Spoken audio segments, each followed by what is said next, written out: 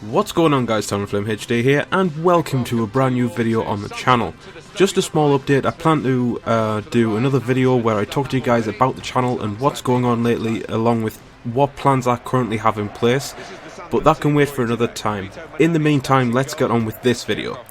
So in this video, I'm going to talk about the transfers surrounding my home team, Sunderland. Now, I know we're not the best team, but I'll grant you that, you know, that obviously that we're not a really good team, and we're definitely not the smartest when it comes to transfers. But I figured with the transfer window closing next week, I felt like I needed to go through what transfers we've made and what transfers we haven't, including any rumours that are circulating around the club at this moment. So to begin with, let's go through the confirmed transfers, and the list is on your screen right now on the right hand side there. And to start, we'll go through the inbound transfers. So as you already know, we signed Papi Djilabodji from Chelsea for $8 million. This does seem like a lot for someone who only made 4 appearances for Chelsea last season after completing a £4 million move from FC Nantes in 2015. 1 year on, and we signed him for double the price. You know, that seems legit to me, to be honest. I mean, like I say, guys, you know, he's done alright. In the Shrewsbury game and the Middlesbrough game, you know, he's done alright, he's been solid. But I'd like to see him and Kone partner, get a partnership in the centre of defence and hopefully team up. The next two is the two Manchester United lads, Paddy McNair and Donald Love. Both signed for a combined fee of £5.6 million.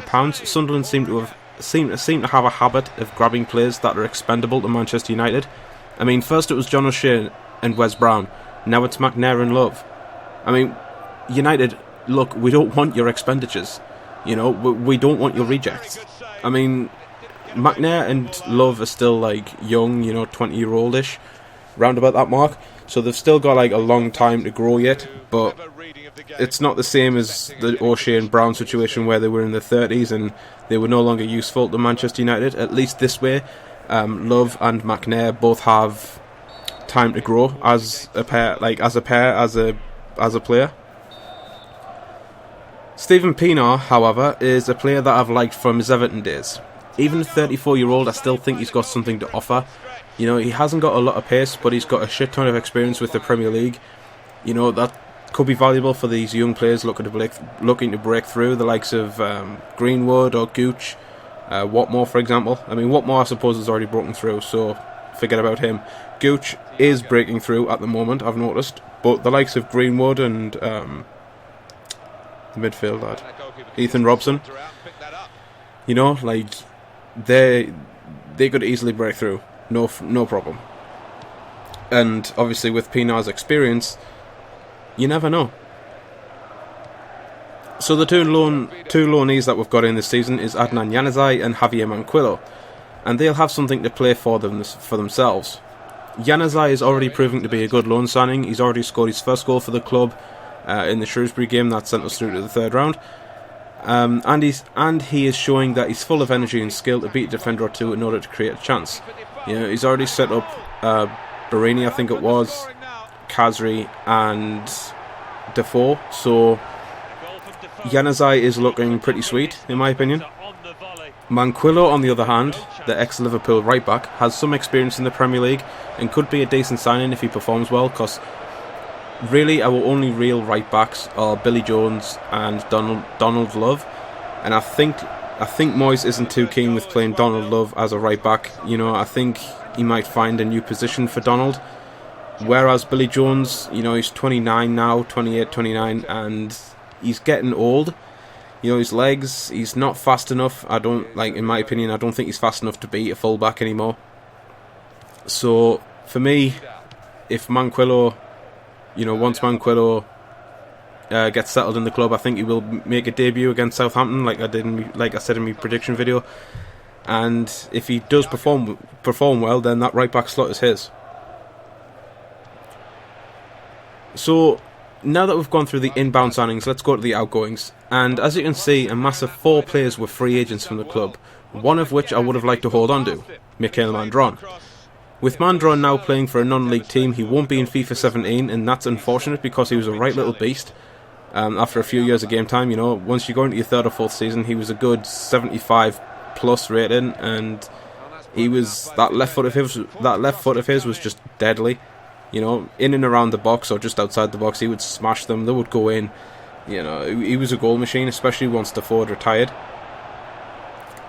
That being said, I'm glad Virginia is gone, because, you know, he's a defensive blunder. He was an accident waiting to happen, especially that 8-0 defeat to Southampton a couple of years ago now.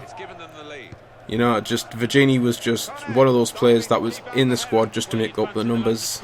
And to be perfectly honest, like I say, I'm glad he's gone. As for Emanuele Giaccherini, I'm actually deeply saddened to see him leave. You know, for being 31-year-old, he was quality. He was better than anything we currently have, and that's saying something. I mean, he ran his socks off in the Euros, and he proved that he proved to everybody on the big screen that he still has what it takes to compete at the higher levels. You know, he was doing well at wherever he was last season. I think, where was he last season? Something like Torino or something, and or it might have been at Sampdoria even. Anyway, he was in the Serie A, he was doing well, and he's now gone to Napoli, and I really do hope that he links with the likes of Hamsik, you know, Jose Callejon, those players that are creative, that can link up with Giaccherini, and, you know, I really do hope Napoli do well next year with Giaccherini in the squad. I wouldn't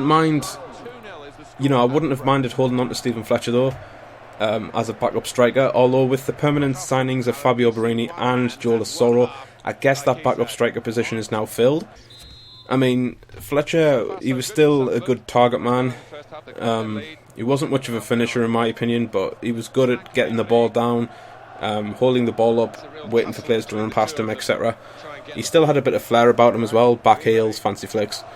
But I don't know, guys. Let me know what you think about Fletcher on that one in the comment section down below. Jonas Kabul, however, I really wanted him to stay, and I now know that he left the club for personal reasons, so I'm not going to say any more on that, but best of luck to him at Watford, and I hope he gives us 3 points in December, you know. Meanwhile, Adam Matthews, Sebastian Cortez and Will Buckley are all out on loan. They'll stay at their new clubs for the whole year. So now that I've talked a bit about the confirmed signings, I'd like to talk about the rumours floating around the club and concerning the club. First off is Asamoah Gyan. He's ex-Sunderland, he's a proven goal scorer. He is, however, 30-year-old, which makes him younger than Defoe, but still older than the average age of the club. As previously mentioned in my lineup prediction video earlier, I'm not sure if I'd want him back, but he is a goal scorer nonetheless, and I'd take as many as I could get my hands on this season. Let me know in the comment section down below what you think on that. Joe Hart is next on the list, and after being made surplus by Pep Guardiola at Manchester City, Hart is looking around the market. Moyes hasn't ruled out a loan move for Hart, but it's more than likely that Hart will seek out a higher rated club rather than one at the bottom end of the table. Me personally, I would not mind seeing Joe Hart in a Sunderland shirt, even if it is only for a year, because Joe Hart is one of those keepers that's unreal. His reflexes, his diving, his decision making, his commanding of his area, he will sort that defence out in front of him, and he will get that defence playing the way he wants. Moving on to Vincent Iborra, a centre midfielder from Sevilla, is next, and reports indicate that we've had an £8 million bid accepted for him from the Spanish side.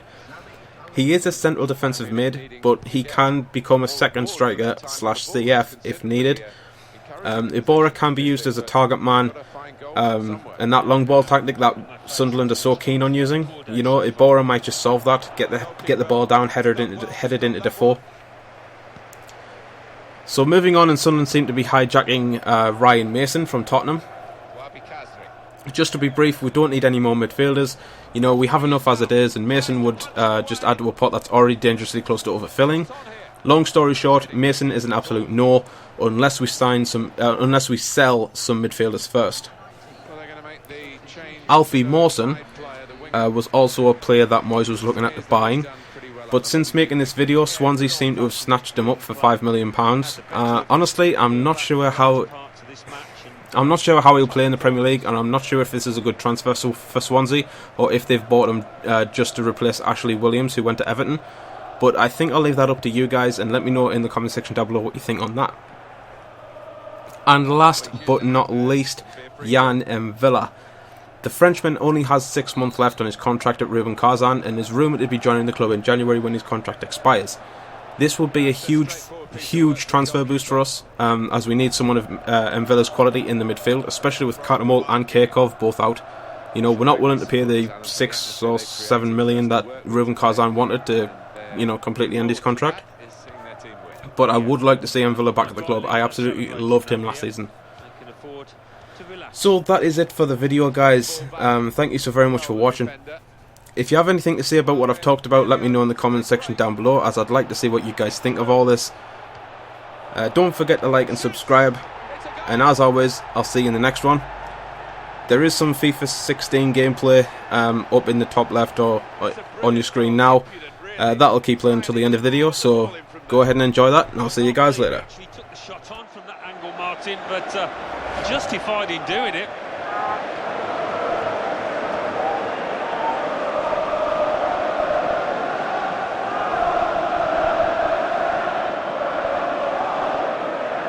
I have to say it's so one-sided today, but all credit to the team that are racking up the goals.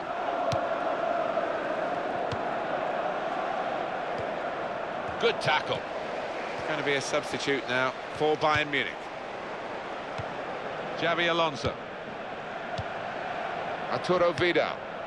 Does love having the ball, this fella. Just lent it to his teammate for a moment. He's lost control. Looking to widen the play, really, widen the build-up, but the ball's just run straight out over the touchline. Philipp Lahm.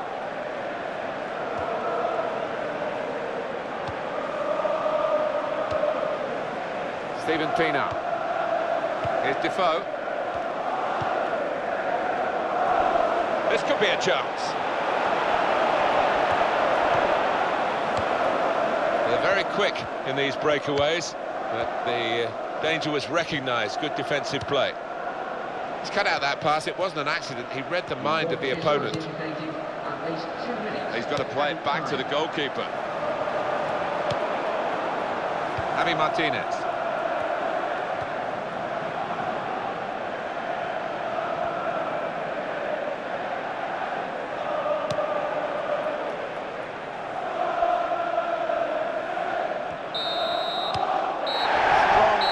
Here from the winners.